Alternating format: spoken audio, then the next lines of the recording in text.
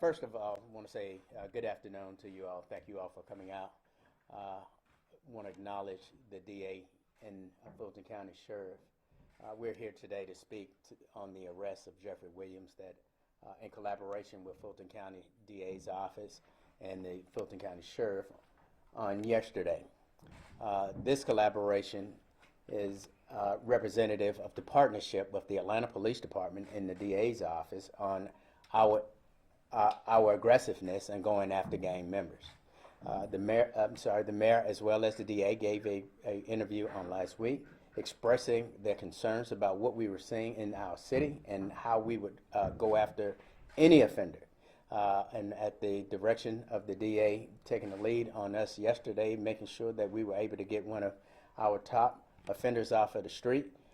In partnership with them, utilizing our tactical teams, we were able to go out to the individual's location and arrest him without any significant consequences to him or any other parties at the house. And so with that, I'll turn it over to the DA. Thank you, Chief Bryant. Today I'm joined by the Atlanta Police Chief, Chief Rodney Bryant, as well as my sheriff and our sheriff, Sheriff Patrick Labatt. We are here today about a grand jury indictment that was returned that included not just Jeffrey Williams, which is of some notoriety and media attention, but about 28 defendants that operated within our community between the time period of 2012 and 2022. It is our allegation that they operated as a criminal street gang and commenced to do havoc in our community. That havoc includes crimes of violence, crimes of thefts, crimes involving drugs. I've made no secret about it, nor any apology, that as the District Attorney of Fulton County, my #1 focus is targeting gangs. And there's a reason for that. They are committing conservatively 75 to 80% of all of the violent crime that we are seeing within our community. And so they have to be rooted out of our community. I said just a week or two ago, it does not matter what your notoriety is, what your fame is. If you come to Fulton County, Georgia, and you commit crimes, and certainly if those crimes are in furtherance of a street gang, that you are going to become a target and a focus of this district attorney's office, and we are going to prosecute you to the fullest extent of the law. I agree with Chief Bryant. What you see yesterday and what you will see in the upcoming months and years is the result of a lot of hard work by both the Atlanta Police Department and this office. We are proud to bring forth this indictment and hopefully to bring justice to a lot of the community who was victimized through the course you see in this indictment. But more importantly, the most important thing that we are here to do is to keep this community safe, and we believe removing these 28 defendants will keep Fulton County safer. Yes, sir. The indictment's got Young Thug and a bunch of other rappers. There was one name I was actually expecting to see there that I didn't, and that's Jack Harlow. Can you speak to that? What I'll tell you is that as large as this indictment is, I told my team that let's not be sexy, let's not overreach. Let's be conservative in our approach, which is always the approach that I take. And in taking that approach, 28 defendants were indicted, and they were indicted for the crimes that I believe were appropriate for this RICO indictment. And so I won't speak to any person that is not named. These are serious, significant charges. I would imagine you're going to see some pretty serious sentencing here. I know it's early, but can you talk a little bit about the type of sentences they might be facing? Well, we'll ask on the different charges for the maximum penalties, and there's obviously many people that are looking at life under this indictment. You're absolutely right. These are serious times. They're serious allegations, and it is my opinion that violence in our community deserves maximum penalties. In a recent interview, you said in the coming weeks and months to expect indictments, RICO charges, gang charges. We see that with fear. This is only focused on the YSL gang. At that time, you used plural indictments. Should we expect more indictments against singular gangs in the coming weeks and months? Is that what you were meaning with that quote? Yeah, and if you're already aware, we dropped an indictment not that long ago against YFN. It is certainly a tool that I believe in, which is using RICO. I believe, the reason that I believe in it as a tool is it allows juries and the communities to see the complete picture of a crime so they can truly be educated and have facts to weigh when they're making decisions. And so if you're asking, should you expect to see other RICO indictments against other street gang organizations? Absolutely. And two questions specific to YSL, with the 20-some people arrested here or named. How big is this gang? Is that a good portion of the gang you're operating in Atlanta, and how long were you investigating them? If you look at the indictment, the crimes that are alleged within it go all the way back from 2012 to 2022. I wouldn't say that it contains every act of crime that YSL committed. It is a significant gang that operates here in Atlanta, Georgia, and not every member became a defendant within this indictment, but certainly a significant amount did, and certainly some of the leadership, which is what's most important. We're not going to just target the children that are running out at the direction of leaders and not target leaders. Madam DA, how much? Go ahead, Michael. Sure. Okay. How much did social media, music play a role in bringing this indictment? Social media is a wonderful tool for prosecutors in every indictment we bring nowadays. And let's talk about, obviously, YSL. They're the territories at Cleveland Avenue. It's no secret. We've seen a ton of violence. Innocent bystanders get hit. So you guys believe that by getting them off the streets, that people in that neighborhood who are living in fear can actually have some peace now? I believe that people in that neighborhood and at every corner of Fulton County deserve to be safe, even if it is financially lower, socially, economically. You know, I don't think that part of the community should be left behind. Me and the mayor and the police chief have talked about the fact that Cleveland in our community is referred to as Bleveland, that it is somewhere where just violence occurs, where they're marking up territory, it's blood territory. It's horrible. And you're absolutely right, that community deserves to be safe, and we are hoping that this helps to keep them safe. You know, as we talk about safety, we know these gang members are going to be housed or brought in at the same time. How are you and Sheriff Labatt working to keep them away from each other in the jail, especially with YF and Lucci being targeted as that came out recently? Well, I won't step outside of my lane. I am the district attorney of Fulton County. I am not the sheriff. I have great confidence in the sheriff. He knew that this was coming as a law enforcement partner, and I believe that he is well prepared, but you'd have to speak to him to make sure that everyone within his facility is safe.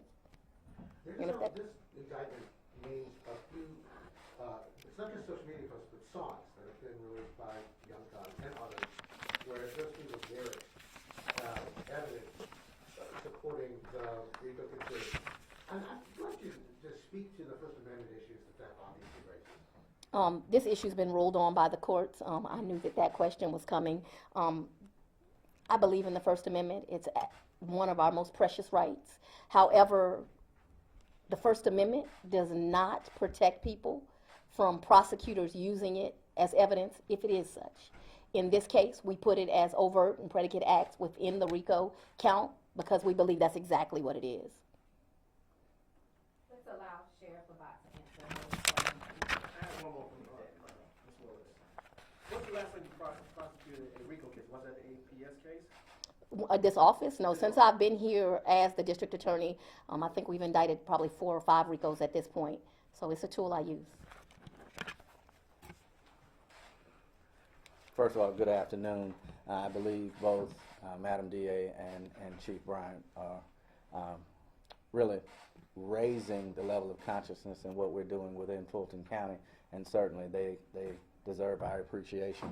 With respect to the specific question as to safety and so many people being brought in, we are housing them accordingly to include other facilities. So I encourage everyone to really download the Sheriff's app if you want to know specifically where individuals are, and you'll be accommodated accordingly. Sheriff Labatt, like I said, nothing to the indictment. There was an element of it where they were talking about Octavius Greer communicating with an inmate, where the inmate had a cell phone that was contraband. But it was clear from the indictment that you had been, or that all of you had been, monitoring that conversation. Like, it leads me to ask a question you're probably not going to answer. Was that cell phone deliberately given to an inmate so that those conversations could be monitored?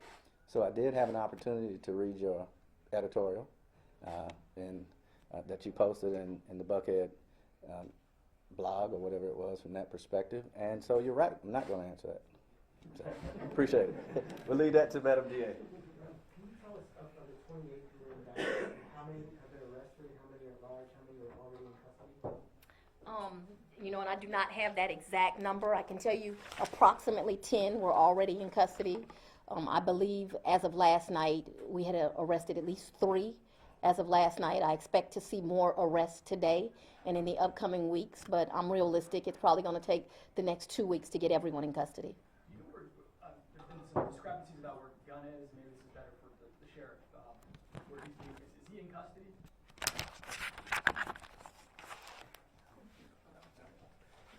Short answer, Michael, he's not in custody. Okay. I mean, has there been arrangements for him to surrender, or is he considered a fugitive right now? Well, we're making arrangements as much as he had representatives call me last night directly. So we'll muddle through that piece and let you know. And again, download the Sheriff's app. Make sure. Sheriff, one more question. Yes, sir. Have you had to take any special precautionary measures at the jail in light of high profile? I mean, you mentioned people being housed differently, but just safety for your corrections officers, and what kind of, are you able to reveal some of the things you've had to do in light of? And that's a great question, and I appreciate you taking the time to come visit us a couple of weeks ago. To that extent, based on some of the things that we found, we've already begun new procedures. And so the opportunity for us to maintain safety is paramount. Thank you. Follow up on Michael's question, with the indictment and names being out there now, are any of the individuals considered fugitives? Is there a worry that some of them are on the run now, so they know that they're indicted? In this business, I'm certain that there will be some people that won't volunteer to come into custody. There is no concern that somebody will escape being arrested. One last question, I'm sorry. How significant was the arrest of Christian Eppinger with regard to the timeline of this indictment? Like, I had been looking at it where that arrest set off this 90-day clock, but I'm reasonably certain you were looking at YSL before all of this. Did that create a sort of a time situation where you wanted to get this done? No, there was long ago a time-sensitive importance or significance to this particular case. I was a prosecutor, as you know, for 16 years, 4 months, and 4 days in this office.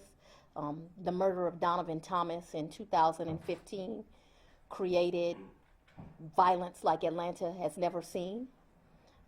It was a goal of my predecessor and any person or prosecutor in this office to make sure that that family received justice, because everyone is entitled to justice.